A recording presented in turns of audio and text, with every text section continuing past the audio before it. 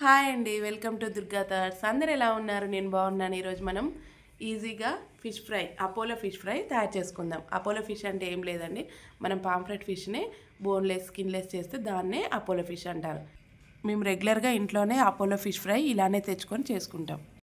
ఇప్పుడు మ్యారినేషన్ కోసం శనగపిండి, బియ్యం పిండి, పసుపు, కారం, ధనియా పౌడర్, గరం మసాలా, సాల్ట్ తీసుకొని అన్నీ ఈ ఫిష్ ముక్కలకి మిక్స్ చేసి పట్టిద్దాం.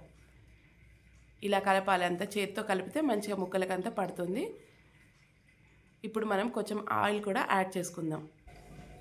ఆయిల్ ఎందుకు యాడ్ చేస్తామంటే ముక్కలకి మసాలా మంచిగా పట్టుకోవడానికి యాడ్ చేస్తాం. ఆయిల్ వేసి అంతా మళ్ళీ మిక్స్ చేద్దాం. కొద్దిగా వాటర్ వేసుకుందాము.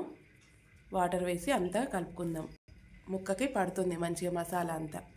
ఇప్పుడు ఇలా తయారైన దాన్ని 10 నిమిషాలు పక్కన పెట్టుకుందాము, మ్యారినేట్ అవుతుంది. మనము ఇప్పుడు ఈ 10 మినిట్స్ లోపు మనం కడాయిలో కొంచెం ఆయిల్ వేసి ఆయిల్లో కరివేపాకు, జీలకర్ర వేసి వేడవనిద్దాము. ఇలా వేడైనాక ఎక్కువ డీప్ ఫ్రై కాదు, పాన్ ఫ్రై కాదు, కొంచెం మీడియంగా ఆయిల్ వేసుకొని దాంట్లో ఈ ముక్కల్ని మనము వేద్దాం. వేసి లైట్గా 10 to 15 మినిట్స్ లైట్గా ఫ్రై చేద్దాం.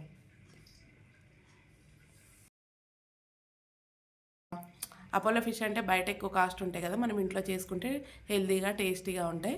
లైట్గా అలా ఫ్రై చేసేద్దాం. తింటుంటే చాలా నోరు ఊరుతూ ఉంటుంది. చూస్తుంటేనే నోరు ఊరుతుంది, ఇంకా తింటే ఎలా ఉంటుంది చెప్పండి.